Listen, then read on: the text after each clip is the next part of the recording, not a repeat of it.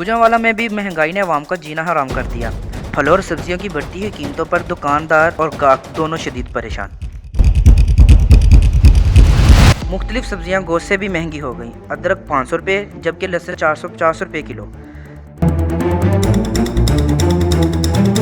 सब्जी मंडी और मार्केट में बेचे जाने वाली सब्जियां बेहद फ़र्क पाया जा रहा है, जबकि दुकानदारों का कहना है जो सब्जी जितनी महंगी मिलेगी इतनी महंगी ही बेचेंगे। महंगाई जरा घट करो तो अपना मिनिस्टर चो थोड़ा ध्यान करो तो अपना सब्जियां जड़ियां ने इन्हों का मंडी च भी रेट घट कराओ, सानू घट रेट से मिलन, असीं भी घट रेट से बेचीए।